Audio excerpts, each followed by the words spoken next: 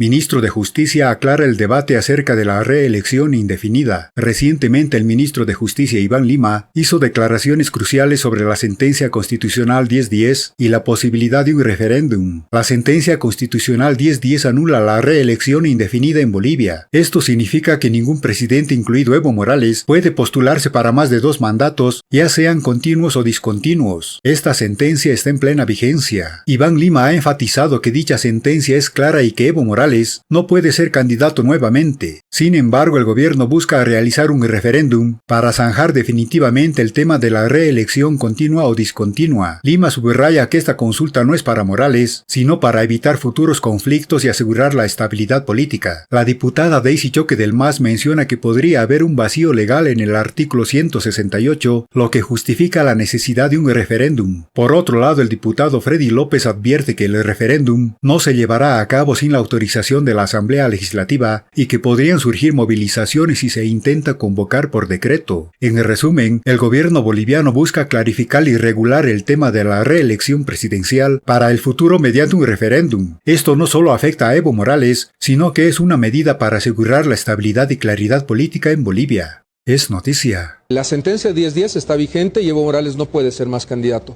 Lo que ha habido en el país es gente que, habiendo un referéndum, 21F, ha terminado desobedeciéndolo yendo de candidato. Lo que estamos buscando con esta determinación y esta consulta al pueblo boliviano es resolver este tema para el futuro, no para Evo Morales. Evo Morales está inhabilitado definitivamente. Yo no entiendo por qué se asusta, ¿no? Un referéndum no solamente va enfocado a él. A diferencia de Evo Morales, creo que el presidente pretende dejar al soberano que pueda decidir incluso por encima de una sentencia constitucional como es la 1010, que debería ser más que suficiente. Sin embargo, a pesar de esa sentencia, hemos visto cómo es que ellos amenazan con incendiar el país si no son habilitados. Entonces hay que dejárselo en manos del soberano si la reelección discontinua es permitido o no es permitido. Y no se puede asustar a Evo Morales cuando él mismo ha dicho de manera muy pública además de que incluso quienes les dieron el golpe quieren que hoy retorne. Entonces, ¿cuál es su miedo? No entendemos, ¿no? Han visto ustedes, ni siquiera con un referéndum hemos logrado de que Evo Morales entienda de que la población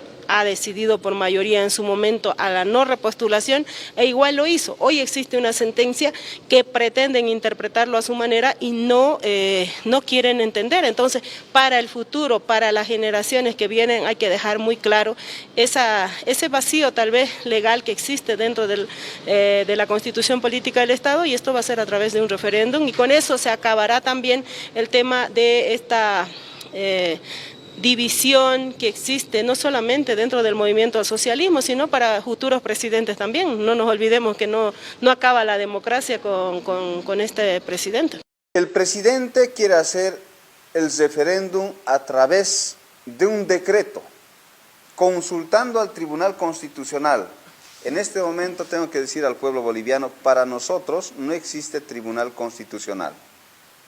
Por tanto, si él quiere llevar adelante el referéndum o consulta, nosotros le decimos, está bien, vayamos, pero no vayamos por decreto, vayamos a través de una ley, porque en este momento los únicos que pueden interpretar la Constitución Política del Estado somos los senadores y los diputados, porque ya no hay el órgano judicial y el Tribunal Constitucional. Una vez que hemos aprobado, hace 2 o 3 días atrás, el cese de funciones, desconociendo al Tribunal Constitucional y al órgano judicial que tiene asiento en la sede. Es más, nuestra postura es clarísima. Vayamos al referéndum vía Asamblea Legislativa con una ley, pero asimismo vamos a aumentar nosotros que si el presidente Luis Arce Catacora aprueba o no aprueba su gestión. El decreto, ¿qué objetivo tiene? Los autoprorrogados hasta este momento han emitido un sinfín de sentencias, fallos políticos en nuestro criterio, y el día que nos quieren llevar al referéndum, obviamente quieren legalizarlo y eso no podemos permitir y el pueblo no puede caer en la trampa y en el fuego del presidente Luis Arce Catacora. Sí, es una propuesta que se va a analizar, seguramente así como eso, si es con ley o es con decreto, pero también hay que ver las competencias, ¿no? El presidente tiene su propia competencia, está facultado por una ley y por ese lado puede plantear él. Y si el caso amerita también se puede iniciar con ley, entonces, pero hay que analizar. Es una propuesta que hay que discutirla, obviamente, ¿no? Porque no hay 2/3, no hay mayoría, entonces por eso se está viendo seguramente las normativas y las competencias. Vuelvo a recalcar, nuestro presidente tiene su competencia. En esa competencia creo que él ha lanzado. Entonces, ahora dirán muchas propuestas si es por ley o es por decreto. Si tiene su competencia, si tiene facultad, obviamente puede lanzar. Es un referéndum absolutamente innecesario. Es un referéndum político para distraer a los bolivianos. El único objetivo de Lucho Arce Catacora es lavarse las manos, porque hay algunos departamentos que van a seguramente disminuir los escaños. Y tenemos que ser sinceros, el departamento de Santa Cruz con seguridad se va a adjudicar más escaños. La ley del censo, que tiene que canalizarse a través del Tribunal Supremo Electoral. La ley no se discute, la ley no se debate, la ley se cumple. Allí no hay nada que debatir. Entonces, ¿qué es lo que quiere el presidente? Entretener a los periodistas, entretener a los políticos, entretener a los opinólogos, a los analistas, discutiendo. Pero además, aquí hay una hazaña. El presidente quiere enfrentar a las regiones con el tema de los escaños parlamentarios. Ahora, yo entiendo bien que hayan instituciones, como las que usted ha mencionado, que salgan ahora a posicionarse y decir nosotros vamos a defender los intereses de Santa Cruz, pero defienden los intereses de Santa Cruz en reuniones con cafecito frío. Así no se defienden los intereses de Santa Cruz. Pero sobre todo, yo pido un análisis estratégico, de alto nivel.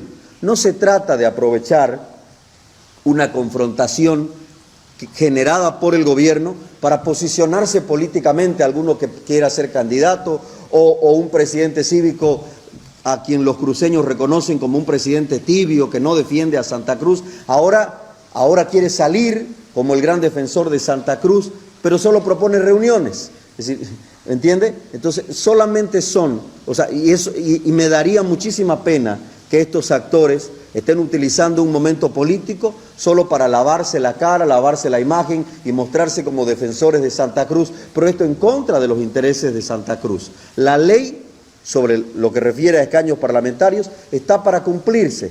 Bueno, evidentemente dentro del caso denominado extorsión de la Asamblea Legislativa, gracias a Dios este caso está avanzando. Nosotros agradecemos el trabajo que está realizando la Fiscalía, el doctor Franklin Alborta sobre todo, y la policía. Se han convocado a 12 testigos, todos funcionarios públicos de la Asamblea Legislativa, entre los cuales se encontraba el oficial mayor, el secretario general de la Cámara de Diputados, pero también el jefe de Recursos Humanos, que días después es aprendido por un caso de violación. De los 12 han declarado 9. Datos reveladores, el jefe de Recursos Humanos manifiesta que quien le ha instruido la contratación de este señor es el secretario general, el doctor Córdoba. Y cuando vemos el file de este señor, este no cumplía los parámetros mínimos para que ejercer el cargo de jefe de unidad de contrataciones.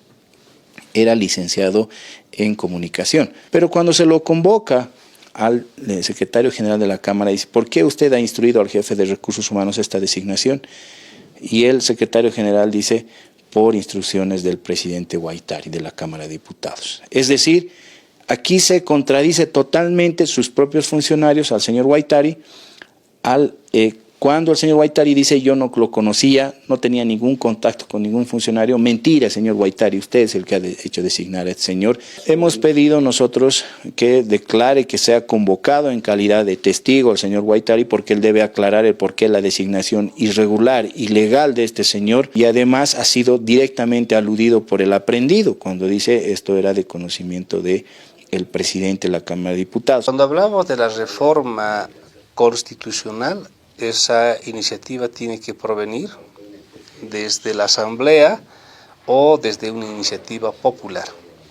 Eso genera una reforma de la Constitución. Cuando viene de una iniciativa presidencial, tiene un carácter consultivo. Esto va a tener un carácter de iniciativa presidencial. Mediante una minuta, acompañado de las 3 preguntas. La presidencia entrega, el Ejecutivo entrega al TCE.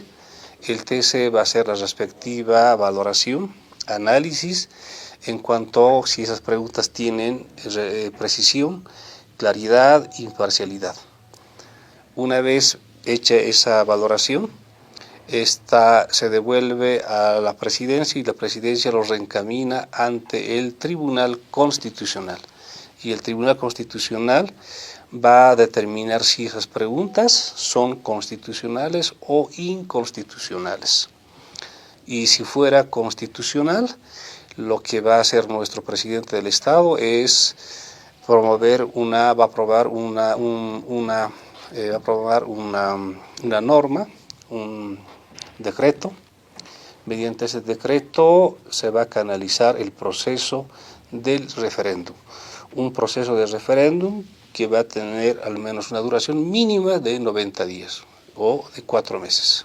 Todo esto está todavía en un escenario hipotético, no ha llegado formalmente ninguna solicitud de referéndum, pero si lo llegara, y a partir de ese momento nosotros vamos a trabajar con toda la información, incluido el presupuesto.